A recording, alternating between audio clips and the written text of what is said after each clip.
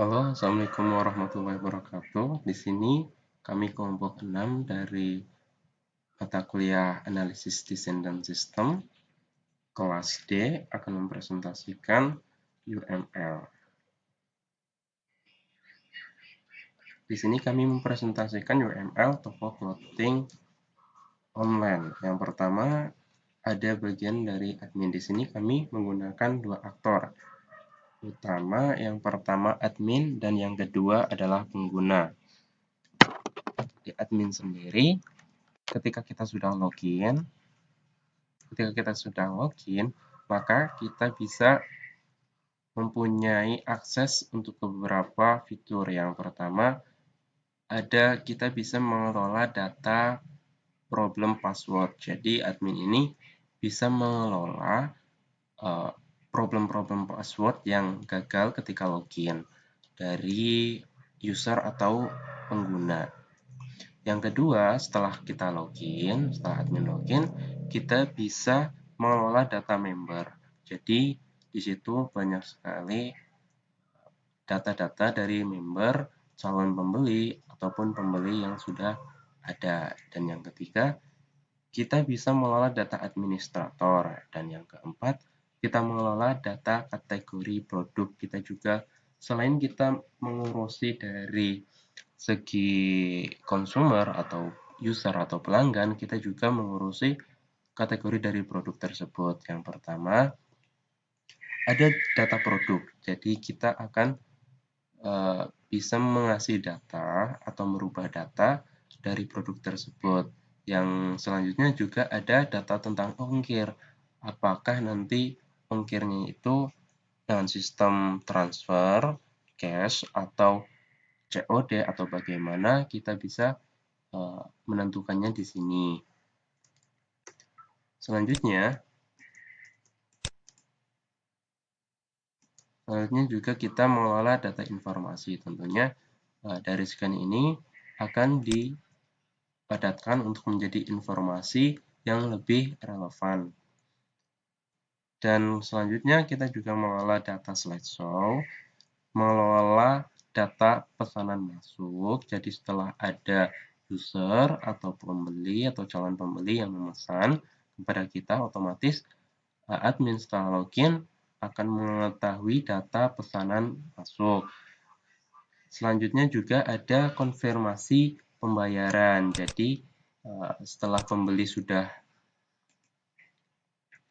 setuju, sudah yakin dengan apa yang mereka beli, mereka perlu mengkonfirmasi pembayaran. Dan setelah mereka sudah membayar dan melakukan konfirmasi pembayaran, hal tersebut akan dikirimkan kepada sistem kami dan diterima oleh admin.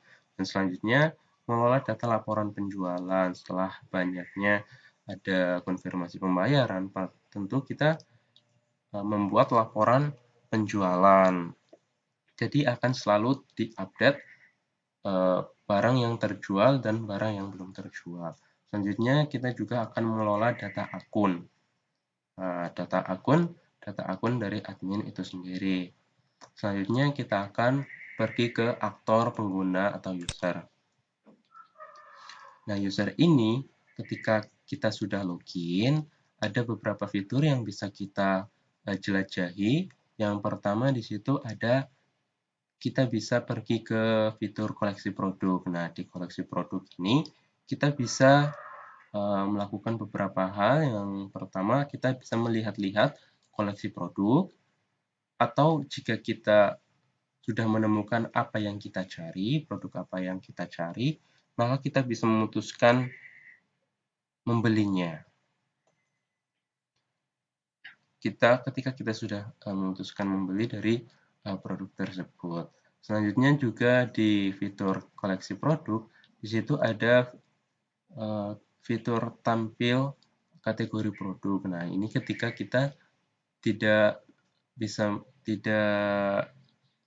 membeli, memutuskan untuk tidak membeli, maka kita akan kembali ke fitur koleksi produk. Yang kedua, ketika user sudah login, kita bisa melihat ke keranjang belanja kita. Di situ kita bisa mengubah keranjang belanjaan kita, atau bahkan membatalkannya, dan kita juga bisa melihat selesai belanja produk-produk yang sudah kita selesaikan dalam perbelanjaan. Yang selanjutnya, kita juga bisa melihat history order atau riwayat pembelian. Nah, di situ tercantum cetak struk. Artinya ini bukti dari kita melakukan transaksi. Yang selanjutnya kita juga bisa melakukan konfirmasi bayar. Setelah barang itu sudah terkirim, setelah barang sudah dipesan, tentunya kita akan diminta konfirmasi pembayaran. Nah, ketika kita melakukan transaksi transfer lewat ATM misalkan, di situ kan ada struknya. Setelah kita mencetak struk, maka di situ kita akan melakukan konfirmasi bayar dan mengupload suatu file. Dan yang terakhir, pengguna atau pembeli bisa mengasih testimoni tentang misalkan di situ pelayanan dari penjual atau lamanya pengiriman atau yang lainnya. Selanjutnya kita bisa logout atau keluar. Selanjutnya di situ ada activity diagram. Jadi activity diagram ini adalah tentang bagaimana interaksi antara pengguna dengan sistem tersebut. Yang pertama, ketika kita pengguna memilih menu, kita akan diteruskan untuk memilih submenu. Nah, ketika kita sudah memilih submenu, maka sistem akan merespon dengan menampilkan sebuah produk. Nah, ketika sistem sudah menampilkan sebuah produk, kita akan disuguhi oleh dua opsi. Yang pertama, opsi pilih beli. Yang kedua, lihat detail. Ketika kita memilih opsi beli, maka secara otomatis di sistem akan menampilkan keranjang belanja. Dan ketika kita memilih opsi lihat detail, maka di situ sistem akan menampilkan informasi dari produk. Nah, setelah kita memilih beli dan memilih di sistem menampilkan keranjang belanja, maka pengguna akan disuguhkan oleh dua pilihan. Yang pertama, pilih produk lagi. Nah, ketika kita pilih produk lagi, kita akan kembali lagi ke atas, ke sini untuk memilih submenu dan lainnya.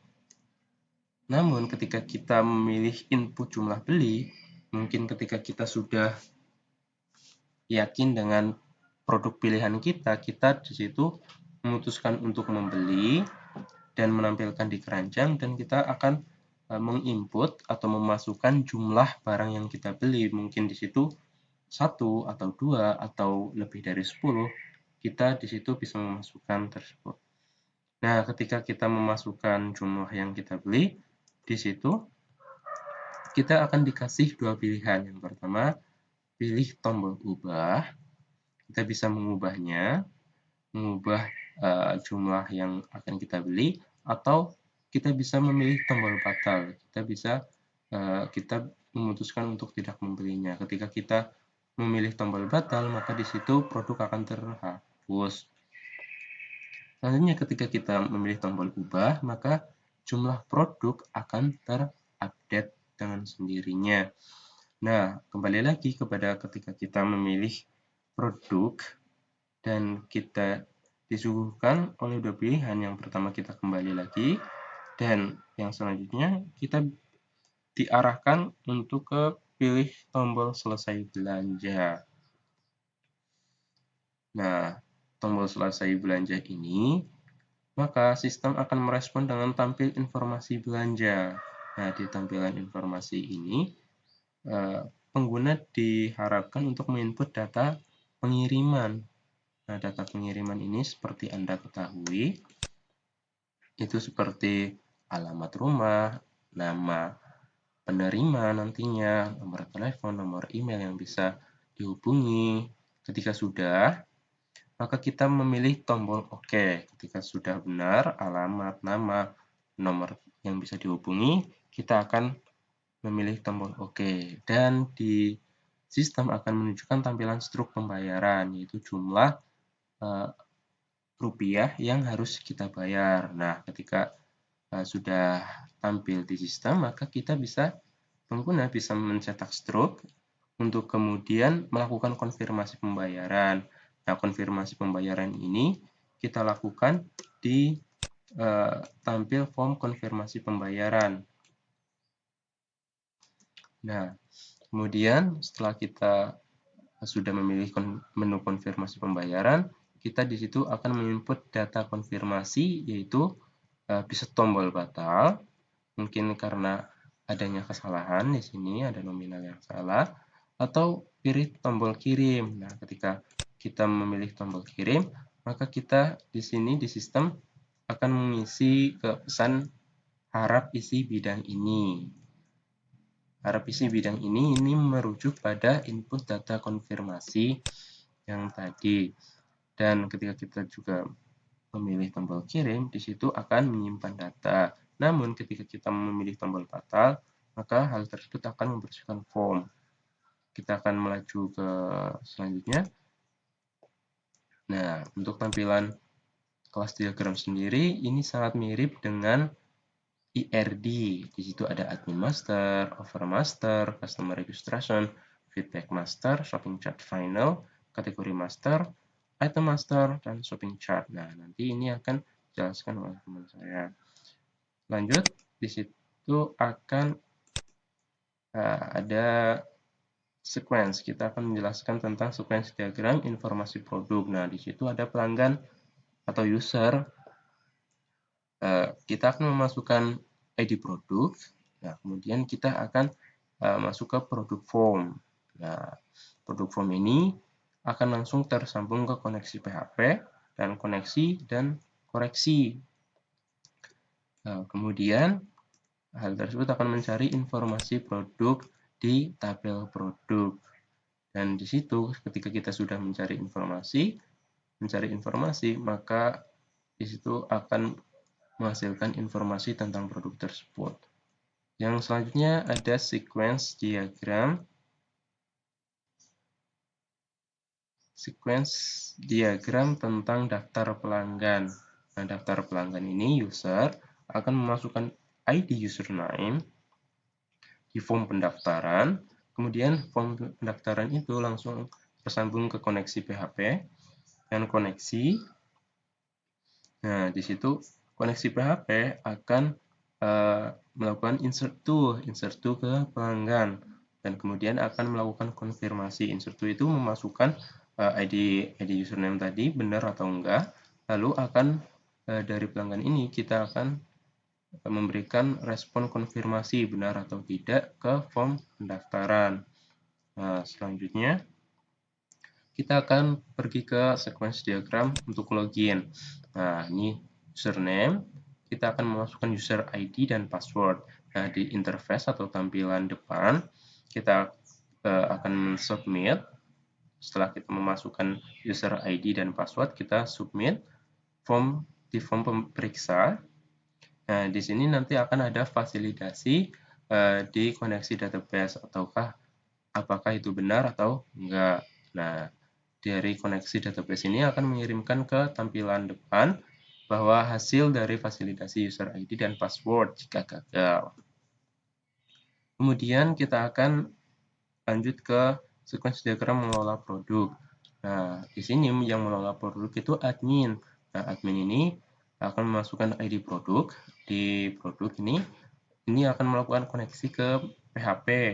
Nah, koneksi ini akan melakukan proses penyimpangan di produk. Nah, ini adalah hasil dari proses penyimpangan. Yang terakhir, kita akan melakukan deployment diagram atau pengembangan diagram. Nah, di sini ada 3 blok atau 3 balok di sini. Yang pertama ada web server, client PC, dan database server. Nah, web server ini di sini ada admin application, Apache 2 Triage, Style CSS. Ini merupakan aplikasi yang kita gunakan. Dan dari web server tadi, kita akan menuju ke database, server database. Yang kita gunakan adalah MySQL database. Dan yang terakhir, web server ini tersambung ke klien PC yang berupa browser. Mungkin sekian dari kelompok kami. Kurang lebihnya mohon maaf. Assalamualaikum warahmatullahi wabarakatuh.